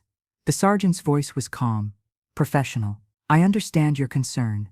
We're already investigating your husband's finances, including who he owed money to. If there are credible threats, we'll take measures to protect you. What if they come before you take them? Do you have any reason to believe there's an immediate threat? No, just a feeling. Feelings are important. Trust your instincts. But for now, you're in a safe place. No one except us knows where you are, and we're monitoring anyone who tries to contact you or find you. Her words calmed me somewhat, but the fear was still there, lurking at the edges of my consciousness. That night I slept poorly. Every sound startled me. The creaking of the building settling, voices of neighbors in the hallway, the distant barking of a dog. Everything sounded like a threat. The following days passed in a haze. More meetings with the police, with the prosecutor. A lawyer that Carmela helped me contact to handle my own affairs, the divorce, the separation of assets, the future I would have to build alone. A week after the incident, I finally gathered the courage to return to the house. I needed clothes, important documents, some personal possessions. Sergeant Ramirez and 2 officers accompanied me. When the car stopped in front of the house, my heart began to race. It looked the same elegant facade, the same perfectly manicured lawn, but now it seemed sinister to me, like a trap disguised as a home. "Are you ready?" asked the sergeant. I wasn't, but I nodded anyway. I opened the door with my key. The house was silent, too silent. It smelled stale, as if it had been abandoned for years instead of just 1 week. I walked slowly toward the dining room. The table was still set. No one had cleaned after that dinner. My plate with the cold risotto. The wine glass, now empty because the police had taken it as evidence. The silverware where we had left them. It was like a scene frozen in time. A museum of my last family dinner. "I'm going upstairs for my things," I said. I climbed the stairs. Each step weighed on me. I passed by Esteban's study. The door was ajar. Inside, everything was in order. His mahogany desk, his legal books, the computer where he had spent so many hours, supposedly working. How long had he known? When had he decided I had to die? I continued to our bedroom. The bed was made. My side untouched. Esteban's side with the pillow indented where he had left his head before going down to dinner that night. I opened my closet and began putting clothes in a suitcase. Not too much, just the essentials. I no longer wanted anything from this life. It was then that I saw it, in Esteban's nightstand drawer, a manila envelope. Thick. My heart began to beat harder. I looked toward the door. The officers were downstairs, giving me space. I took the envelope and opened it. Documents, many documents, contracts, account statements, and letters. Threatening letters. One in particular froze my blood. It was dated 2 months ago. "Mr. Cortez, this is your last warning. You have 60 days to pay the $2.3 million you owe, or we will take measures. And when we take measures, it's not just against you, it's against everything you love. Your family, your wife, anyone who can be used as leverage. Don't test us." $2.3 million. An impossible sum, and threats against his family. Against me. I kept reading. More letters, more threats. One included a photo of our house. Another, a photo of Sebastian leaving a cafe. They were watching them, watching us. And then I found something else. A plan, written in Esteban's handwriting. Options. Sell everything insufficient, would only cover 1/3 of the debt. Ask for a loan sal. No bank will lend us more. No. Life insurance. 1 million immediate possible payment extension with creditors. Declare bankruptcy, would destroy us completely, wouldn't stop these people. Miss me, my life insurance. Option 3 was underlined several times. In the margin, Esteban had written, "Talk to S about discreet implementation, needs to look natural." Tears blurred my vision. Here it was, the evidence in black and white. It wasn't a desperate decision of the moment. It was planned, calculated. For weeks, maybe months. "Senora Cortez?" Sergeant Ramirez's voice startled me. I turned, still holding the envelope. "I found something." Something you need to see. I went downstairs, the envelope pressed against my chest. The officers gathered around me as I spread the documents on the dining room table, over the still dirty plates from that fatal dinner. The sergeant read silently, her expression becoming graver with each page. This is gold, Senora Cortez. This proves premeditation. It shows the motive. And these threats, she lifted the letters. We need to investigate these people immediately. You could still be in danger. I know, I whispered. That's why I'm afraid. We're going to double the security measures, and this, she pointed to the plan written by Esteban, this guarantees they won't see daylight for decades. I felt a mixture of relief and sadness, justice, but at what cost? There's something else you need to see, said one of the officers, emerging from Esteban's study with a laptop. We found this on his computer. It wasn't even encrypted. He placed the laptop on the table and opened a folder. Emails, dozens of them. Between Esteban and Sebastian. I began to read, and each word was like a knife. From Esteban Cortez to Sebastian Cortez. Date August 15th, 2025. Subject, urgent situation. Son, we need to talk about your mother. The situation with the lenders has become unsustainable. I've explored all legal options, and there's no way out. Her life insurance is our only chance of survival. I know it's difficult to consider, but I need you to think about this rationally, not emotionally. Can we meet tomorrow? From Sebastian Cortez to Esteban Cortez. Date August 16th, 2025. Subject, urgent situation. Are you crazy? Are you suggesting what I think you're suggesting? It's Mom. I can't believe we're having this conversation. From Esteban Cortez to Sebastian Cortez. Date August 16th, 2025. Subject, urgent situation. I'm not crazy. I'm desperate. These people aren't joking, Sebastian. They'll kill us both anyway if we don't pay. At least this way. Your mother wouldn't suffer, and you would have a chance to live. Think about it. Just think about it. Just think about it. The dates continued, Sebastian resisting at first, then gradually giving in, Esteban persuading, manipulating, pressing. From Sebastian Cortez to Esteban Cortez. Date August 28th, 2025. Subject, urgent situation. All right, but I need to know it will be quick, that she won't suffer, and that no one will ever know. From Esteban Cortez to Sebastian Cortez. Date August 28th, 2025. Subject, urgent situation. I promise you, I'll get what's needed. I just need you to trust me. This will save our lives. I kept reading, my vision blurring with tears. The emails detailed everything. How Esteban would get the clonazepam through a corrupt medical contact. How Sebastian would administer it during a normal dinner. How they would act afterward, calling an ambulance, feigning shock and pain. It was a script for my murder. The last email was from the day before the fatal dinner. From Esteban Cortez to Sebastian Cortez. Date, September 22nd, 2025.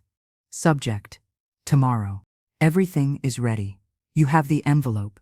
You know what to do. Just remember, act normal. Don't change anything in your behavior. Your mother can't suspect anything. After dinner, when it's over, we'll call emergency services. We'll say she collapsed, that maybe it was her heart. She's been complaining about palpitations lately, so it will be believable. Son, I know this is the hardest thing you've ever done, but you're strong, and you're doing it for the right reasons, to survive, to have a future. Your mother lived a good life. She was happy. We're not robbing her of much time anyway. Women in her family aren't long-lived. This is just accelerating the inevitable. I love you. I'm proud of you. Tomorrow we're free. I dropped the laptop as if it burned. My stomach churned and I barely made it to the bathroom before vomiting violently. Carmela, who had arrived to help me pack, appeared in the bathroom doorway, holding my hair while my body emptied. I'm sorry. I sobbed between heaves. I'm so sorry. You have nothing to apologize for. They planned everything, every detail. And Esteban Esteban convinced Sebastian. He manipulated him, made him believe it was the right thing. I know. When I could finally stand up, I rinsed my mouth and looked at my reflection in the mirror. I was pale, gaunt. My eyes were sunken, surrounded by dark circles. I looked like I had aged 10 years in 1 week. This woman in the mirror was a stranger, a survivor, a victim, a living widow. I returned to the dining room where Sergeant Ramirez was photographing each email with her phone. "This is enough," she said, without looking at me. "With this, the testimonies, the physical evidence, they're going to spend the rest of their lives in prison. Both of them." "Good," I said, and I was surprised by the firmness in my voice. "Let them pay for every day they planned my death, for every lie, for every false kiss, and every empty 'I love you.'" Carmela took my hand. "Let's finish packing. You don't need to be here any longer." We went upstairs again. I took only the essentials: clothes, jewelry that had been my mother's, photographs of my childhood, of my parents, of moments before Esteban and Sebastian. I left everything else: the anniversary gifts, the family photos, the life I had built here. When we went downstairs with the suitcases, I stopped at the dining room door one last time. I looked at the table, the dirty plates, the chair where I had sat, not knowing I was drinking my own death. "Goodbye," I whispered to the house, to the memories, to the woman I had been. We left. The fresh air hit me like a blessing. I breathed deeply, filling my lungs with air that wasn't poisoned, with life that hadn't been planned as my end. The sergeant's car took us back to Carmela's apartment. On the way, my phone rang. An unknown number. I hesitated, but something made me answer. "Hello? Senora Cortez?" A male voice, hoarse, unknown. "Who is this?" "Someone who needs to talk to you about your husband's debts." My blood froze. "I have nothing to say to you. But I have a lot to say to you. Your husband owes us money. A lot of money. And now that his little plan failed, that money has to come from somewhere. I have nothing to do with my husband's debts." "Oh, but you do. You see, in our business, when someone can't pay, we collect in other ways. And you, Senora Cortez, are a very interesting way to collect." The sergeant, who had heard through the speakerphone, signaled to the other officers. One began to trace the call. "What do you want?" I asked, keeping my voice as steady as possible. "We want our money, $2.3 million in cash, in 2 weeks, or we'll start taking what we're owed in other ways." "I don't have that money." "Then find it. Sell the house, sell everything. Or believe me, Senora Cortez, you'll wish your husband had succeeded with his plan, because what we'll do will be much less merciful." The line went dead. The silence in the car was absolute. Then the sergeant exploded into activity, making calls, giving orders, coordinating protection. "Senora Cortez, this just became a witness protection situation. Those men are dangerous. They're not joking with their threats." "What does that mean?" "It means you can't go back to Carmela's apartment. It means we need to move you to a safe place, now." "But No buts. Your life is in danger, real and immediate danger." Everything moved very quickly after that. They took me to a safe house on the outskirts of the city, an anonymous house in an anonymous neighborhood, 2 agents stationed outside 24 hours. Carmela couldn't come with me. It was too dangerous for her as well. They left me in a simple room. White walls, single bed, a window with thick curtains I should never open. And there, finally alone, I completely broke down. I cried for everything, for the marriage that turned out to be a lie, for the son who had betrayed me, for the life I had lost, for the fear that now dominated every moment, for the overwhelming loneliness of being hidden from the world. I cried until there were no more tears left, until my body simply gave up, exhausted and empty. The days in the safe house blended into each other. No television, limited internet, monitored calls. It was a prison, though they told me it was for my protection. Prosecutor Moreno came regularly, preparing me for the trial. He made me go over my testimony again and again, every detail of that night, every email, every threatening letter. "You need to be perfect," he insisted.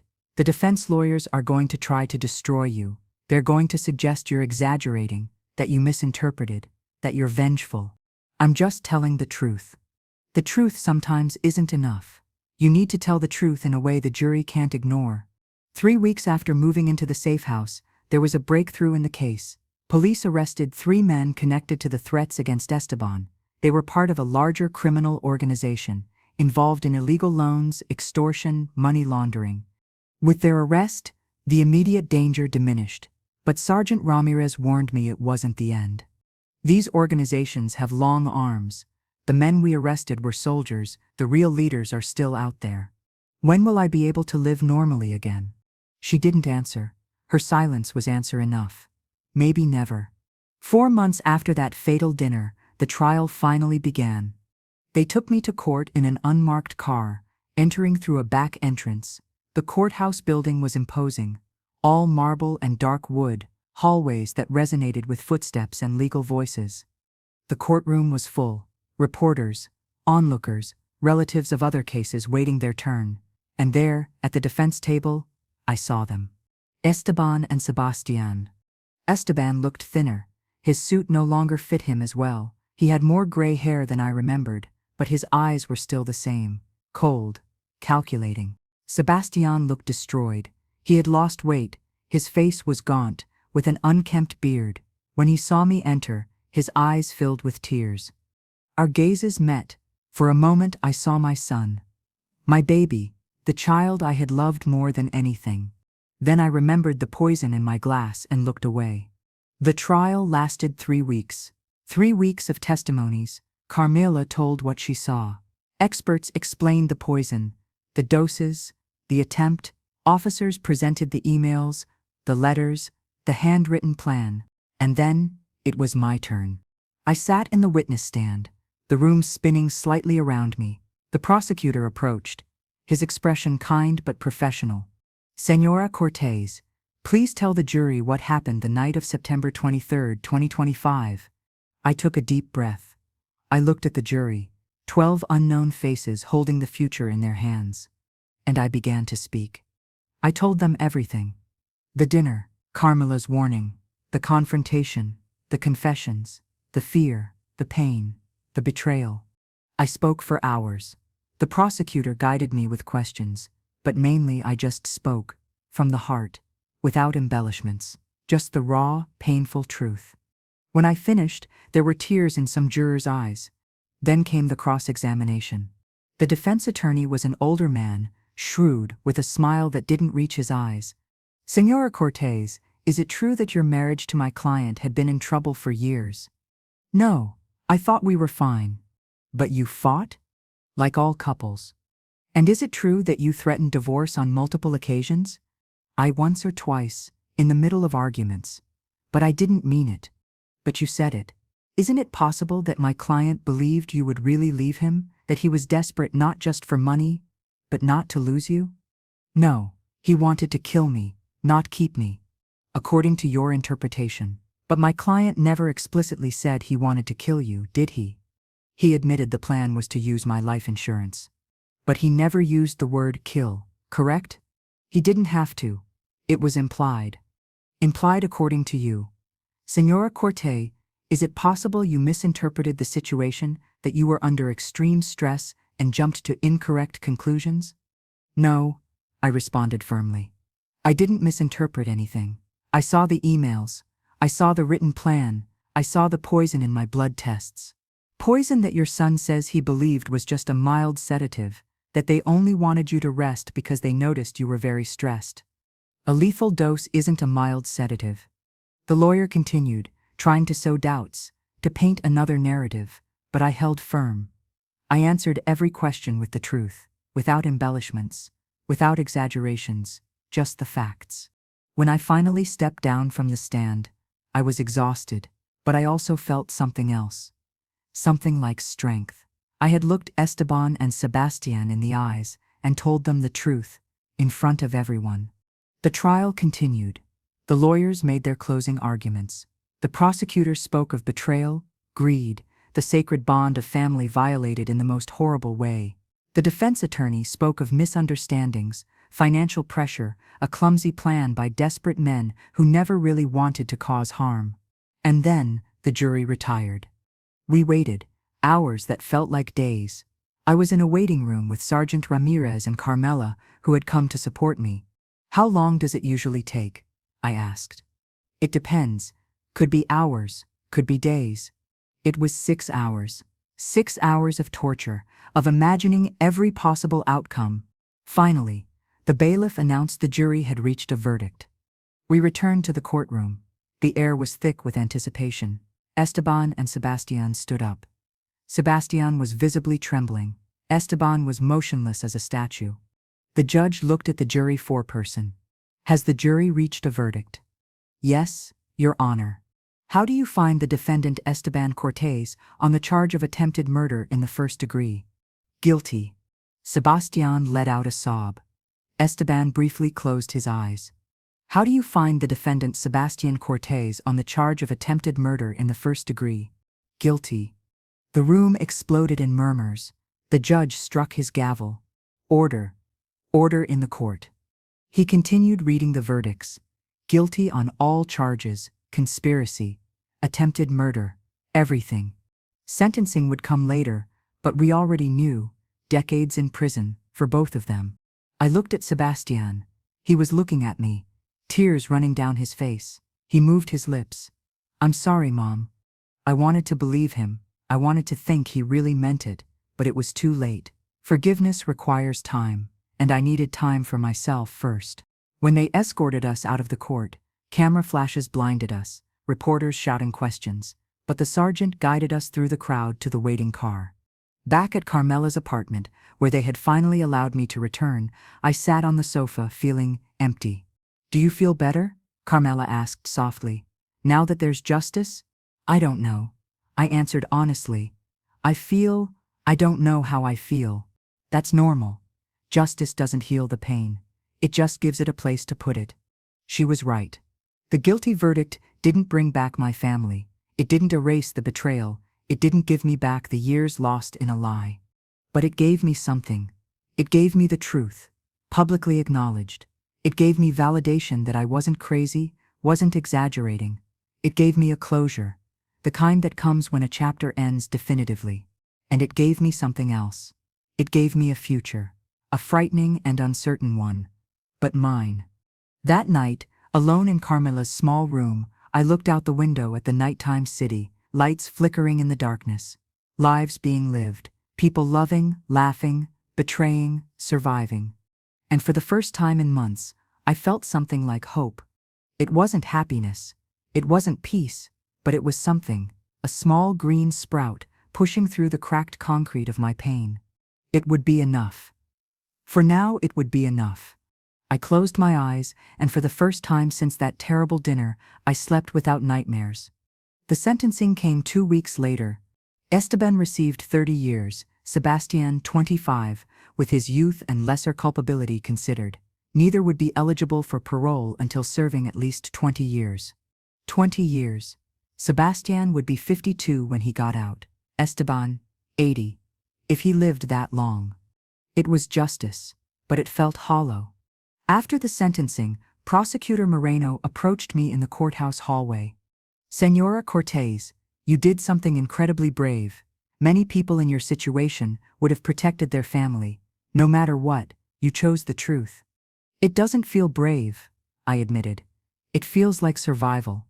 "Maybe that's what bravery is, surviving when everything in you wants to give up." His words stayed with me as Carmela drove me home, to her home, which was now my home too. The following months were of slow reconstruction. I sold the big house, paying off what remained of Esteban's legitimate debts. The rest I saved, creating a fund for my uncertain future. I started therapy. Once a week, then twice, sitting in a cozy office and unpacking 37 years of marriage and 32 years of motherhood. Learning to separate the love that had been real from what had been illusion. Learning that I could have genuinely loved people who ultimately betrayed me, that both truths could exist simultaneously. Carmela became more than my friend. She became my chosen family, the sister I never had. We cooked together. We watched movies. We laughed at silly things. We cried when necessary. And slowly, very slowly, I began to rebuild something like a life. 6 months after the verdict, a letter arrived from the prison, from Sebastian. I held it for days without opening it. Carmela found me looking at it one night, sitting at the kitchen table. "Are you going to read it?" she asked. "I don't know. Part of me needs to know what it says, but another part is afraid." "Afraid of what?" "Afraid he'll ask for forgiveness. Afraid he won't. Afraid that whatever he says will destroy me again." "Then maybe you're not ready. And that's okay. You don't have to be ready."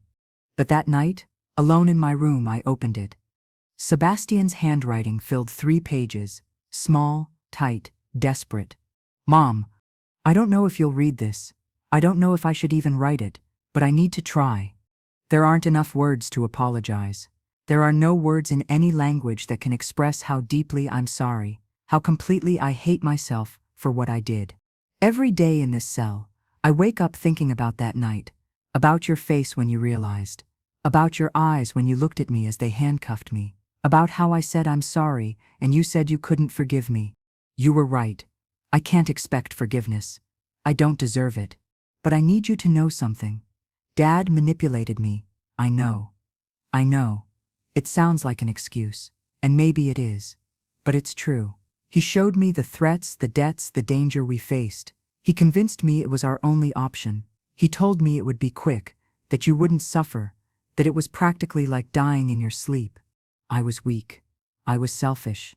I chose my fear over your life, and I'll live with that for the rest of my days. Dad has no regrets. I visited him in here, and he told me we should have been more careful, that the only thing he regrets is being discovered. But I regret everything. I regret listening to him, not going to you, not finding another way, valuing my comfort more than your life. I regret not being the son you deserved. I'm not asking you to forgive me.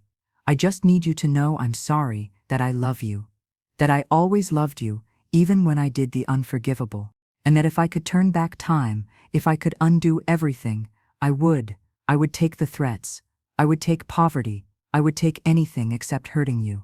But I can't, and I have to live with that. I hope you find peace, Mom.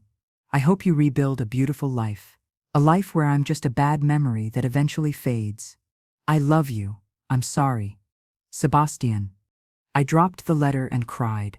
I cried for the son I had lost, for the child he used to be, for the man he could have been if he had chosen differently. I cried for the love that didn't die just because he betrayed me, for the mother-son bond that was still there, torn and bleeding but stubbornly alive. And I cried, because I knew that, eventually, I would have to decide what to do with this love, whether to guard it in a deep place where it couldn't hurt me anymore, whether to transform it into something different, or whether someday I could find a way to forgive. Not that night, maybe not for years, but someday, because that's what I discovered in those dark months, that healing isn't linear, that forgiveness isn't mandatory, that you can love and be angry simultaneously, that you can be victim and survivor at the same time, that life after betrayal is possible, different, harder, but possible.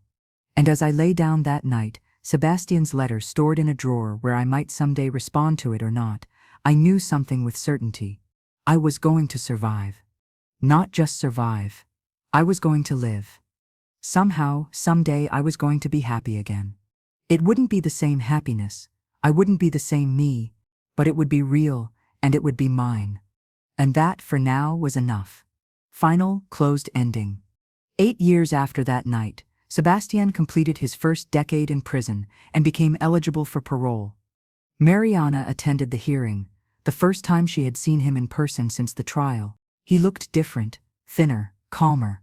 There was something in his eyes that hadn't been there before. Humility, genuine shame, but also hope. He testified before the parole board. He spoke of his crime, of his remorse, of the work he had done in therapy, of the classes he had taken, of how he had helped other prisoners learn to read and write. And then it was Mariana's turn to speak.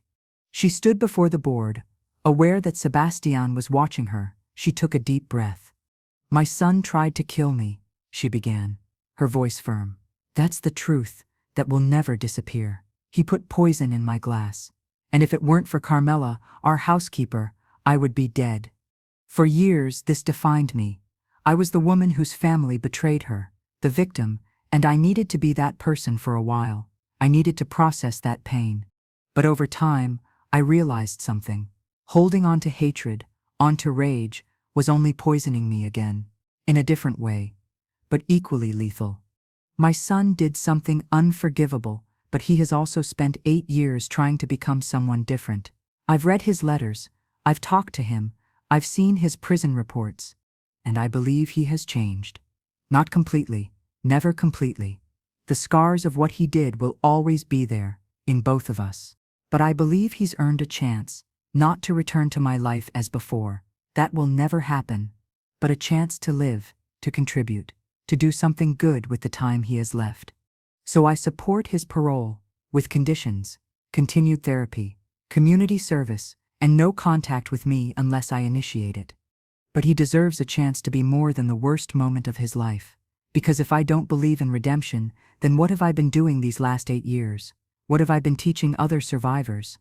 Healing is possible, change is possible, and though forgiveness is slow and painful, it's also possible. So I give my son that possibility, and I trust he will deserve it. When she finished, there were tears in Sebastian's eyes, and in hers too. The board granted parole. 3 months later, Sebastian was released from prison. Mariana didn't go to pick him up, but she sent him a letter with an address, a shelter that needed volunteers, a place where he could use his second chance to help others. He accepted and began working. 6 months passed before they saw each other in person. Mariana scheduled to meet him at a neutral cafe. She arrived early, her hands trembling around her cup of tea. When Sebastian entered, she almost didn't recognize him. He wore simple clothes, he had a beard, he looked humble, broken, but also more real than ever. They sat across from each other. The silence stretched, heavy and uncomfortable. "Hello, Mom," he said finally. "Hello, Sebastian. Thank you for coming, for giving me this opportunity." "I didn't do it for you," she said. "Honestly, I did it for myself, because I needed to know if we could have something, not what we had before, but something new. I understand, and I don't expect more than you can give." They talked, for 2 hours, about his time in prison, about the therapy, about the work at the shelter, about the lives he was trying to help rebuild, including his own, and about her, about Survivor Voices, the organization she had founded with Carmela, about the people they had helped, about the purpose she had found in her pain. It wasn't easy. There were long silences, moments of tension, times when Mariana had to leave and catch her breath in the bathroom, overwhelmed by conflicting emotions. But they had talked, and that was something. When they left the cafe, Sebastian looked at her with wet eyes. Can I hug you?" Mariana hesitated. Everything in her screamed no. But she also saw the man her son was trying to become, and she thought about the long journey of healing, about how sometimes forgiveness begins with small gestures. "Yes," she said softly. The hug was brief, awkward, but real. "I love you, Mom," he whispered. "I know," she responded. Not "I love you too," not yet, but she didn't need to lie either. They parted with a promise to meet again in a month, to keep building, slowly, whatever relationship could exist between them now. 10 years later. Mariana was 70 years old. Her hair was completely white. She moved a bit slower, but her eyes were bright, alive. Survivor Voices had grown beyond her wildest dreams. They had offices in 3 cities. They had helped thousands of people escape abusive situations. They had changed laws. They had saved lives. Carmela, now 65, was still by her side, not as an employee, not even as a friend, as a sister in every way that mattered. And Sebastian had become something unexpected. He worked full-time at the shelter Mariana had directed him to. He ran support groups for men struggling with violence, addiction, and the consequences of their own terrible choices. He spoke at schools about accountability, about the weight of decisions, about how one night can destroy everything. He had never asked to come back into Mariana's life fully. He understood that bridge had burned, but they met twice a year. Birthday lunches, quiet conversations. A relationship built not on what had been, but on what could be salvaged from the ruins. It wasn't mother and son as they had once been. It was two people who shared history and blood, learning to exist in each other's orbit without destroying each other. Mariana had learned something profound in those 10 years. Forgiveness doesn't mean forgetting. It doesn't mean pretending it never happened. It means choosing not to let the past poison your future. She thought of Esteban sometimes. He had died in prison 6 years ago, a heart attack, just as he had planned for her. The irony wasn't lost on her. She had attended his funeral from a distance, standing in the back, watching Sebastian cry over his father's grave. She felt nothing, not satisfaction, not grief, just a quiet acknowledgement that he had existed, had done terrible things, and was now gone. The real revelation came on an ordinary Tuesday afternoon. Mariana was in her office at Survivor Voices when a young woman came in, maybe 25 years old, terrified, bruised. "I don't know where else to go," the woman whispered. "My husband, he says if I leave, he'll kill me, and I believe him." Mariana took her hand. She called in the team. They activated their safety protocols. Housing, legal representation, counseling, everything this woman needed to escape and rebuild. As Mariana watched the woman leave that day, scared but hopeful, broken but not destroyed, she felt something settle in her chest. Purpose. That's what had come from the ashes of her old life. She had been given a second chance, not by Esteban or Sebastian, but by Carmela, by her own strength, by the universe, if you believed in such things. And she had taken that chance and transformed it into something that mattered, something that reached beyond her own pain and touched other lives. That evening, Carmela made dinner, the same risotto she had made that terrible night 10 years ago. It had taken years before Mariana could eat it again, but now it was reclaimed. It was theirs, a symbol not of betrayal, but of survival. They ate together, talking about the day, about the woman they had helped, about the new funding they had secured, about Carmela's grandson in Spain who was coming to visit. Normal conversation, normal life. And somewhere in the middle of that ordinary dinner, Mariana realized something extraordinary. She was happy. Genuinely, deeply, completely happy. Not despite what had happened, not by forgetting it, but by integrating it into who she had become. The woman who had sat at that dinner table 10 years ago, drinking poisoned wine, had died that night in a way, but from her death, a different woman had been born. Stronger, wiser, more compassionate, more herself than she had ever been. "What are you thinking about?" Carmela asked, noticing her expression. "That I'm grateful," Mariana said simply. "For what?" "For you, for this life, for the chance to start over." Carmela smiled. "You didn't just start over, you built something new, something better." "We built it," Mariana corrected. "Together." They clinked their glasses.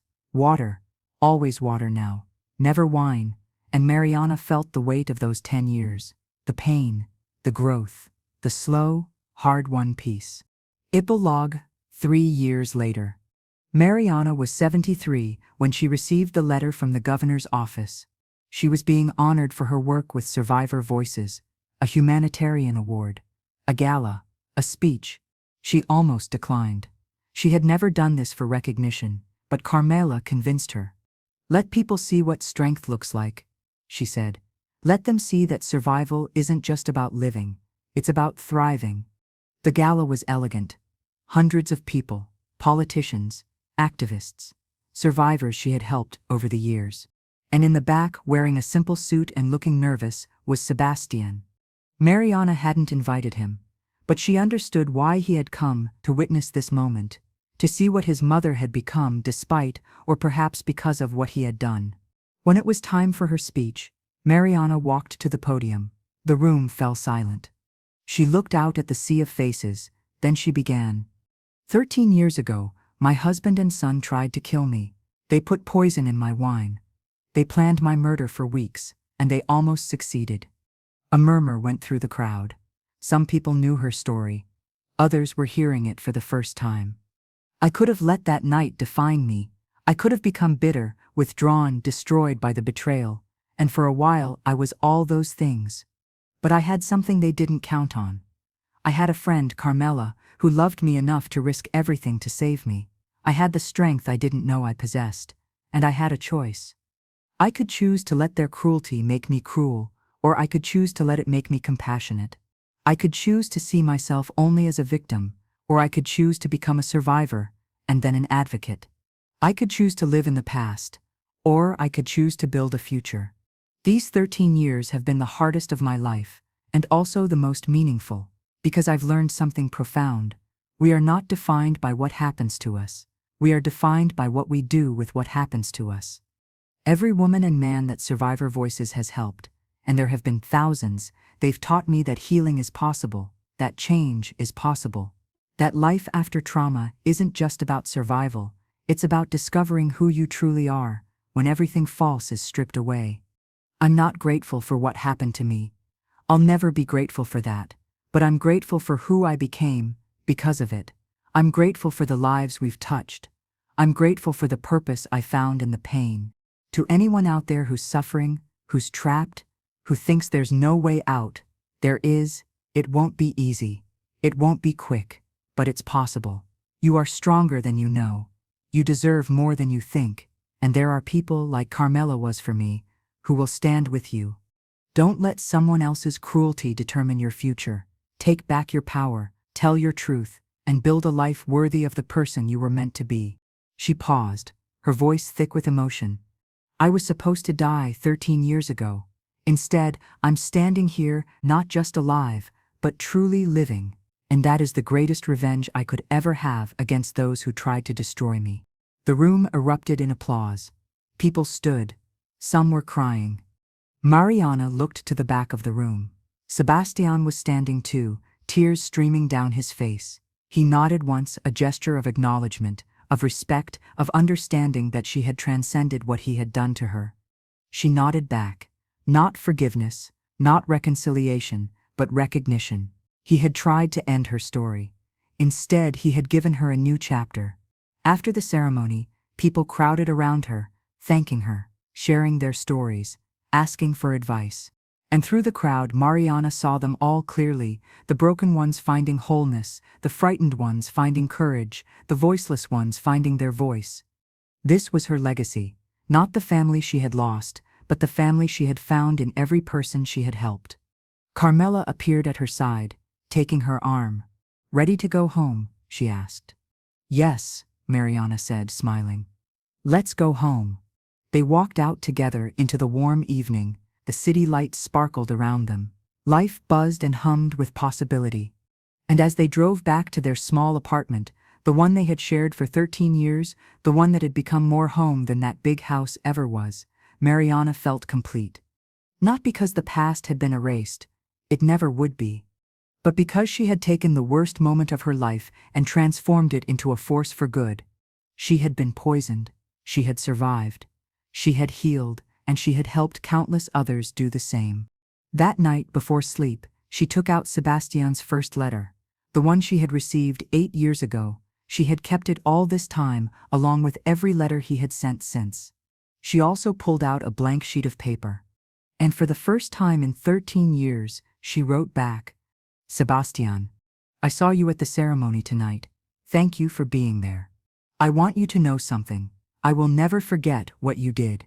I will never say it was okay, but I also see what you've become. I see the work you're doing. I see you trying. That matters. I don't know if we'll ever have what we had before. Probably not. That mother and son died that night in the dining room. But maybe we can have something new. Not better, never better, but real. I'm proud of the work you're doing. I'm proud that you took your worst act and are spending your life trying to balance the scales. You can't undo what you did, but you can make sure it wasn't for nothing. You can make sure that out of that terrible night, something good grows. Keep going. Keep helping people. Keep being honest about what you did and who you were.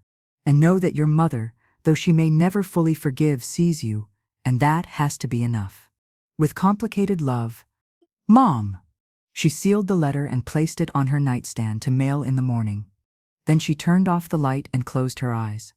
And Mariana Cortez, survivor, advocate, hero to thousands, slept peacefully.